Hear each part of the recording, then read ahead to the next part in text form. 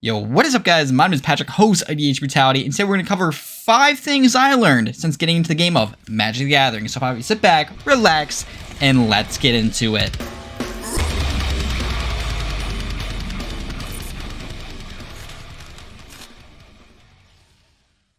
Welcome back folks, welcome back to the channel. Thank you for dropping by. It is always appreciated, and thank you for your ongoing support. Now before we jump right in today's video, a quick friendly reminder that EDH Brutality is now on Patreon. With select tiers custom tailored to you, the viewer, there's something for everyone if you're looking to be more involved for all things metal in Magic. Highly go check it out, link will be provided down in the description below. Without further ado, let's get right into today's video. Number 1. Believe it or not, most players, as a matter of fact, do play with proxies. Now, I myself like to play with the real deal over here. This is a swamp. This is literally worthless. But yes, that is correct. Most players do play with proxies. What they'll do is they'll take a card that is a bit pricier, let's say a Ristic Study here. You can pick up this bad boy for 40 bucks. And they will get one, throw it in a binder that they travel with or just keep at home, and then they will print one out or get fake copies to throw in all of their decks. What this does is allows you to play the card that you own while keeping your cost basis low. Because after all, you could own the Ristic Study, but if you have that $40 card in 10 decks, well, there's $400 right there. I myself don't proxy for the simple reason that 1, I like the real cards, 2, I don't really have that many decks, and 3, I'm kind of retarded. So yes, you heard it first folks, proxying is okay, especially if you own the real deal. Just don't go out there and proxy yourself the best deck imaginable, especially if you don't own the cards. Because if you proxy everything and you win with those proxies, the players that have the real deal, you're gonna get a tad bit salty, so just be wary. The second thing I learned while playing Magic the Gathering is all decks typically play the same if they're in the same category. This may seem like an unpopular opinion, which it is, but the more you play Magic the Gathering, the more you realize it doesn't matter how you build your commander, or if it's a different commander, if it is in the same subcategory, it's just a different shade of the same color. For example, let's use Voltron here as a prime contender for this. It doesn't matter which commander you choose, typically all Voltron decks are gonna operate similar, if not identical. You're gonna throw in lots of equipment in the deck, you're gonna attach it to your commander, you're gonna give him some sort of evasion ability, as well as protection, and then you're just gonna beat your opponents down. Now, although there are various ways of doing it, you play enough games and it all starts to feel the same. And for that reason, we do showcase very janky decks as well as combos here on the EDH Brutality YouTube channel for those looking for a more casual Magic experience and want to step out into something different. Number 3. The most optimal play is not always the best play. And what I mean by this is, let's say you have a full grip of cards here.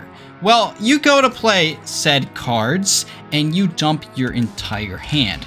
Well, you're going to become a very large threat at the table. And this is where Magic becomes quite interesting because it turns into a game all about pacing. And what I mean by that is you have to know what to play and when to play it, especially when to hold back. Because if you become the public enemy number 1 at the table, you're not going anywhere anytime soon. As a matter of fact, it may just hurt you in the long run. You typically want to build pressure until you reach critical mass, all while flying under the radar if possible. Of course, this is not applying to a 1v1 scenario, as well as the fact that you can go against the grain with this tip. However, you will quickly learn throughout playing Magic that if you unveil all your tricks, you'll have nothing left up your sleeve. Number 4. There are no unwritten rules in the game of Magic the Gathering. That's right, I am talking about the social contract. As a matter of fact here, I will be dedicating an entire video to the topic in the near future. However, for now, we will briefly discuss this. To dive in, we must first understand what a social contract is. It essentially is the taboos of Magic the Gathering, the do's and don'ts. But what defines what you can and can't do in the game of Magic the Gathering? Well, there's no official statement from Wizards of the Coast on cards you can or cannot play that are outside of the ban list. And this is where the social contract gets tricky, and as a matter of fact, the reason why I don't believe in it. As a huge proponent of mass land destruction in all my decks across the board, honestly, why limit yourself? Be open and honest with your table. If they don't want to play with you, that's fine. But why water down your play style that you enjoy only to make your play group more repetitive and bland? That's just not me. And last but not least, at the number 5 spot is winning is not that important in the game of Magic the Gathering, unless of course you are in the competitive Pro Tour.